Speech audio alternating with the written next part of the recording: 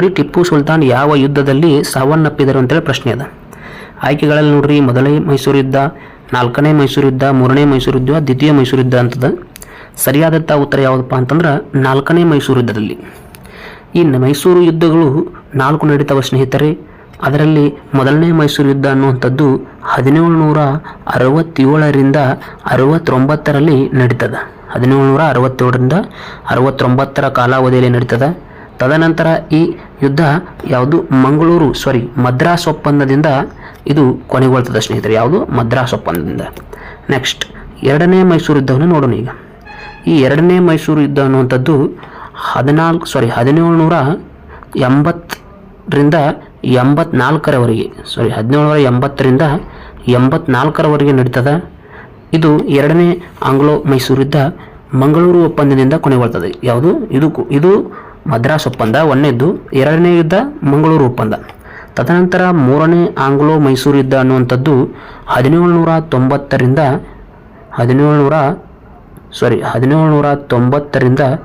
92ರವರೆಗೆ ನಡೀತದೆ. 92 ಈ ಮೂರನೇ ಆಂಗ್ಲೋ ಮೈಸೂರು ಯುದ್ಧ.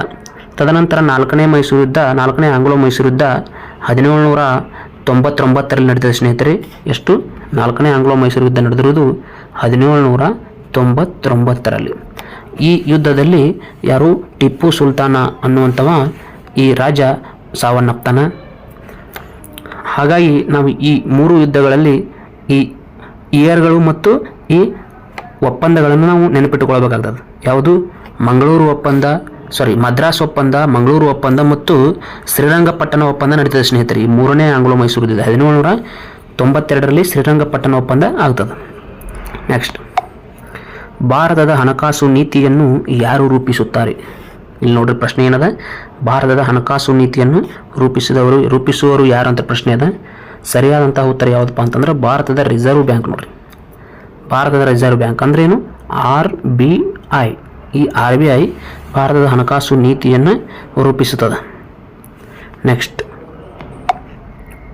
ಈ RBI ಕುರಿತು ನಾವು ಆಗಲೇ ಹಿಂದಿನ ಕ್ಲಾಸಲ್ಲಿ ತಿಳ್ಕೊಂಡಿದ್ದೀವಿ ಸ್ನೇಹಿತರೆ. ಇದು 1935ರಲ್ಲಿ ಸ್ಥಾಪನೆ ಆಗ್ತದೆ.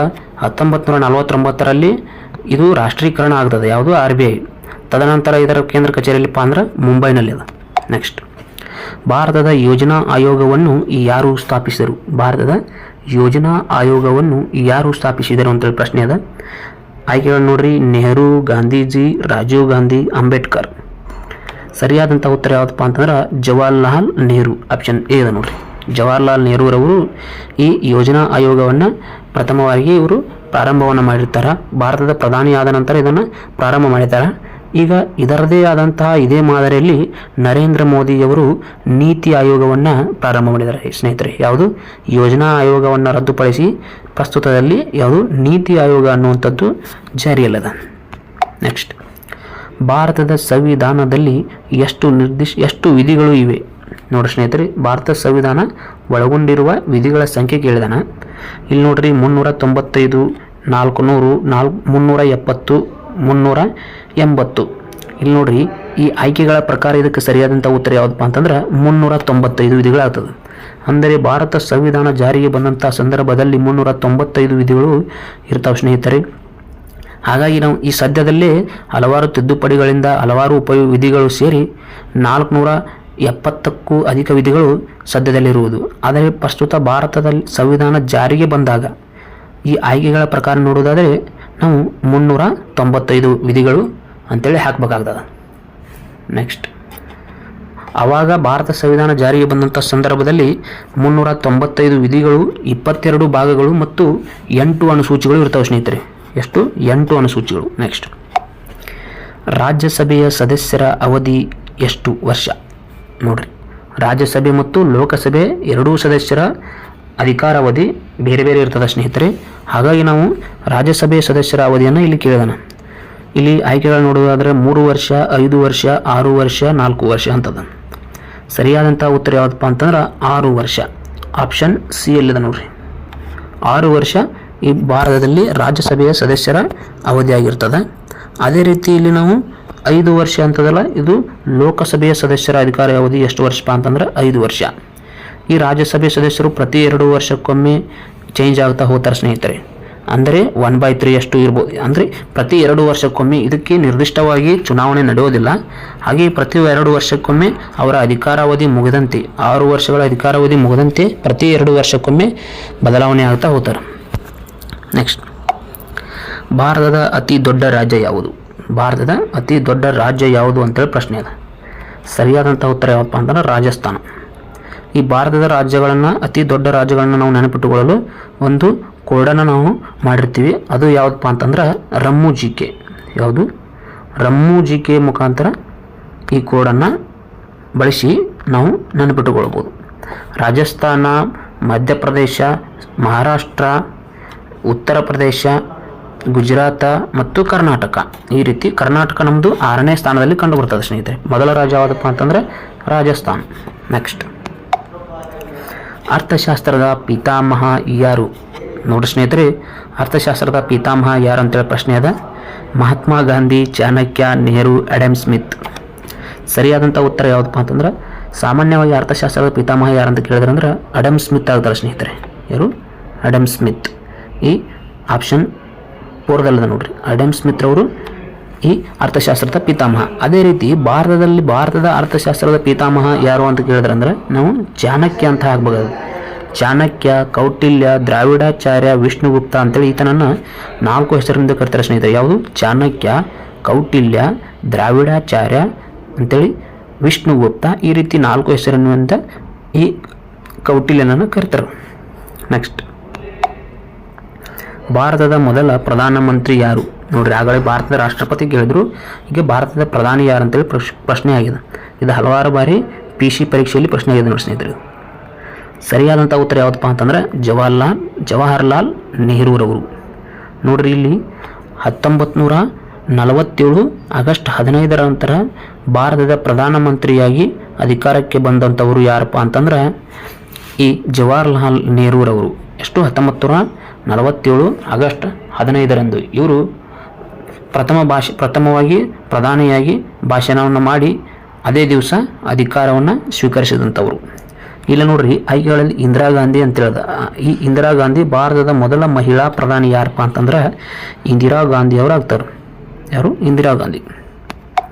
ನೆಕ್ಸ್ಟ್, ಸಂವಿಧಾನದ ಪ್ರಸ್ತಾವನೆಯಲ್ಲಿ ಉಲ್ಲೇಖಿಸಲಾದ 4 ಮುಖ್ಯ ಅಂಶಗಳು. ಅಂದರೆ ಸಂವಿಧಾನ ಪ್ರಸ್ತಾವನೆಯಲ್ಲಿರುವಂತಹ ಉಲ್ಲೇಖ ಇರುವಂತಹ ಈ ಕೆಳಗಿನ 4 ಅಂಶಗಳು ಯಾವಂತೇಳಿ ಪ್ರಶ್ನೆ ಅದ. ಇಲ್ಲಿ ನೋಡ್ರಿ, ಸ್ವಾತಂತ್ರ್ಯ, ಸಮಾನತೆ, ಭಾತೃತ್ವ, ನ್ಯಾಯ, ಧರ್ಮ, ರಾಜಕೀಯ, ಸಮಾಜ, ಸಂಸ್ಕೃತಿ, ಕಾನೂನು, ಆಡಳಿತ, ಶಿಕ್ಷಣ, ಭಾಷೆ, ಅಭಿವೃದ್ಧಿ, ಸಂಪತ್ತು, ಕೆಲಸ ಮತ್ತು ಸಹಕಾರ ಅಂತ ಹೇಳಿದ. ಇದಕ್ಕೆ ಸರಿಯಾದಂಥ ಉತ್ತರ ಯಾವುದಪ್ಪ ಅಂತಂದ್ರೆ ಆಪ್ಷನ್ ಎ ಅದ ನೋಡ್ರಿ. ಸ್ವಾತಂತ್ರ್ಯ, ಸಮಾನತೆ, ಭಾತೃತ್ವ ಮತ್ತು ನ್ಯಾಯ. ಈ ಎಲ್ಲ ಪದಗಳು ಕೂಡ ಭಾರತದ ಪ್ರಸ್ತಾವನೆಯಲ್ಲಿ ಕಂಡುಬರ್ತಾವೆ ಸ್ನೇಹಿತರೆ. ಎಲ್ಲಿ? ಭಾರತದ ಪ್ರಸ್ತಾವನೆ ಆರಂಭವಾಗುವುದು ಭಾರತದ ಪ್ರಜೆಗಳಾದ ನಾವು ಎಂಬ ಒಂದು ವಾಕ್ಯದಿಂದ ಪ್ರಾರಂಭವಾಗುತ್ತದೆ. ಅದನ್ನು ಕೂಡ ನಾವು ಈ ಪ್ರಶ್ನೆಯಲ್ಲಿ ಹಲವಾರು ಬಾರಿ ಕೇಳಿದ್ದೇನೆ ಸ್ನೇಹಿತರೆ. ಮತ್ತು ಅದರಲ್ಲಿ ಇನ್ನೂ ಕೆಲವು ವರ್ಡ್ಗಳು ಬರ್ತವೆ. ಭಾರತದ ಪ್ರಜೆಗಳಾದ ನಾವು, ಸಾರ್ವಭೌಮ ಸಮಾಜವಾದಿ, ಜಾತ್ಯತೀತ ಮತ್ತು ಪ್ರಜಾಸತ್ತಾತ್ಮಕ ಗಣರಾಜ್ಯ ಅಂತೇಳಿ ಈ ರೀತಿ 5 ಪದಗಳು ಬರ್ತಾವೆ ಸ್ನೇಹಿತರೆ. ಅವುಗಳನ್ನು ಕೂಡ ನಾವು ನೋಡ್ಕೊಳ್ಬೇಕಾಗ್ತದೆ. ಈಗ ನೆಕ್ಸ್ಟ್, ಭೂಗೋಳದ ಪಿತಾಮಹ ಯಾರು? ಇಲ್ಲಿ ನೋಡ್ರಿ, ಭೂಗೋಳಶಾಸ್ತ್ರದ ಪಿತಾಮಹ ಯಾರಂತ ಪ್ರಶ್ನೆ ಅದ. ಇದು ಕೂಡ ಹಲವಾರು ಬಾರಿ ಪ್ರಶ್ನೆ ಆಗಿದೆ. ಎರಿಟೋಸ್ಥಾನಿಸ್, ಅರಿಸ್ಟಾಟಲ್, ಪ್ಲೇಟೋ ಮತ್ತು ಕೋಪರ್ನಿಕಸ್. ನೋಡ್ರಿ ಸ್ನೇಹಿತರೆ, ಆಯ್ಕೆಗಳನ್ನು ನೋಡಿದ್ರೆ ಎಲ್ಲವೂ ಕೂಡ ಕನ್ಫ್ಯೂಸ್ ಆಗ್ತದೆ. ಸರಿಯಾದಂಥ ಉತ್ತರ ಯಾವಪ್ಪ ಅಂತಂದ್ರೆ ಎರಿಟೋಸ್ಥಾನಿಸ್. ನೋಡ್ರಿ, ಯಾರು? ಎರಿಟೋಸ್ಥಾನಿಸ್ ಭೂಗೋಳಶಾಸ್ತ್ರದ ಪಿತಾಮಹ ಅಂತೇಳಿ ಕರಿತೀವಿ ನಾವು ಇವರನ್ನು. ಯಾರು? ಎರಿಟೋಸ್ಥಾನಿಸ್. ಇವರು ಭೂಮಿಯ ವಿಸ್ತೀರ್ಣದ ಬಗ್ಗೆ ಕೂಡ ಇವರು ಹೇಳ್ತಾರೆ. ಯಾರು? ಎರಿಟೋಸ್ಥಾನಿಸ್. ಮತ್ತು ಭೂಮಿ ಮತ್ತು ಸೂರ್ಯನ ನಡುವಿನ ಅಂತರವನ್ನು ಕೂಡ ಇವರು ಯಾರು? ಎರಿಟೋಸ್ಥಾನಿಸ್ರವರು ಹೇಳಿರ್ತಾರೆ. ಅದೇ ರೀತಿ ಭೂಮಿ ಜಿಯಾರ್ಡ್ ಆಕಾರದಲ್ಲಿದೆ ಅಂತ ಹೇಳಿರ್ತಾರೆ. ಇನ್ನೂ ಹಲವಾರು ಅಂಶಗಳನ್ನು ಈ ಎರಿಟೋಸ್ಥಾನಿಸ್ರವರು ತಿಳಿಸಿರ್ತಾರೆ. ಅದೇ ರೀತಿ ನಾವು ಭಾರತದ ಭೂಗೋಳಶಾಸ್ತ್ರದ ಪಿತಾಮಹ ಯಾರಪ್ಪ ಅಂತ ಕೇಳಿದ್ರೆ ಜೇಮ್ಸ್ ರೆನ್ನಿನ್. ಯಾರು? ಜೇಮ್ಸ್ ರೆನ್ನಿನ್ರವರನ್ನು ಭಾರತದ ಭೂಗೋಳಶಾಸ್ತ್ರದ ಪಿತಾಮಹ ಅಂತೇಳಿ ಕರಿತೀವಿ. ಯಾರು? James rennin. ಅದೇ ರೀತಿ ಆಧುನಿಕ ಭೂಗೋಳಶಾಸ್ತ್ರದ ಪಿತಾಮಹ ಅಂತೇಳಿ ನಾವು ಮತ್ತೆ ಕೆಲವು 2 ವ್ಯಕ್ತಿಗಳನ್ನು ಕರಿತೀವಿ. ಅಲೆಕ್ಸಾಂಡರ್ ವ್ಯಾನ್ ಹಂಬೋಲ್ಟ್ ಅಂತೇಳಿ ಒಬ್ಬ ವ್ಯಕ್ತಿ ಅದನ್ನು, ಆತನನ್ನು ಕೂಡ ನಾವು ಕರಿತೀವಿ. ಯಾರು? ಅಲೆಕ್ಸಾಂಡರ್ ವ್ಯಾನ್ ಹಂಬೋಲ್ಟ್ ಮತ್ತು ಕಾರ್ಲ್ ರಿಟ್ಟರ್ ಅವರನ್ನು ಆಧುನಿಕ ಭೂಗೋಳಶಾಸ್ತ್ರದ ಪಿತಾಮಹರು ಅಂತೇಳಿ ಕರಿತೀವಿ ನಾವು. ನೆಕ್ಸ್ಟ್, ಕೇಂದ್ರ ಸರ್ಕಾರದ ಮುಖ್ಯಸ್ಥರು ಯಾರು? ಕರ್ನಾಟಕ ಅಲ್ಲ, ಸ್ನೇಹಿತರೆ, ಕೇಂದ್ರ ಸರ್ಕಾರದ ಮುಖ್ಯಸ್ಥರು ಯಾರು ಅಂತ ಪ್ರಶ್ನೆ ಅದ. ರಾಷ್ಟ್ರಪತಿ, ಪ್ರಧಾನಿ, ಮುಖ್ಯಮಂತ್ರಿ, ಸಂಸದ. ಸರಿಯಾದಂತಹ ಉತ್ತರ ಯಾವುದಪ್ಪ ಅಂತಂದ್ರೆ ಪ್ರಧಾನಮಂತ್ರಿ. ಯಾರು? ಪ್ರಧಾನಮಂತ್ರಿ ಕೇಂದ್ರ ಸರ್ಕಾರದ ಮುಖ್ಯಸ್ಥರಾಗಿ ಕಾರ್ಯವನ್ನು ಮಾಡ್ತಾರೆ. ಅದೇ ರೀತಿ ರಾಷ್ಟ್ರಪತಿ ಭಾರತದ ಅತ್ಯುನ್ನತ ಹುದ್ದೆ ಸ್ನೇಹಿತರೆ. ಇದು ಭಾರತದ ಮೊದಲ ಪ್ರಜೆ ಅಂತೇಳಿ ಕರಿತಾರೆ ಇವ್ರನ್ನ, ಅತ್ಯುನ್ನತ ಹುದ್ದೆ ಆಗಿದ್ದರಿಂದ. ನೆಕ್ಸ್ಟ್, ಈಗ ನೋಡ್ರಿ ಸ್ನೇಹಿತರೆ, ಇಲ್ಲಿ ನಮ್ಮ ತರಗತಿಗಳ ಪ್ರಶ್ನೆಗಳು ಮುಗಿದುದರಿಂದ ನಾವು ಇನ್ನೂ ಕೆಲವು ಪ್ರಶ್ನೋತ್ತರಗಳನ್ನು ಮುಂದಿನ ತರಗತಿಯಲ್ಲಿ ಚರ್ಚೆಯನ್ನು ಮಾಡ್ತಾ ಹೋಗೋಣ.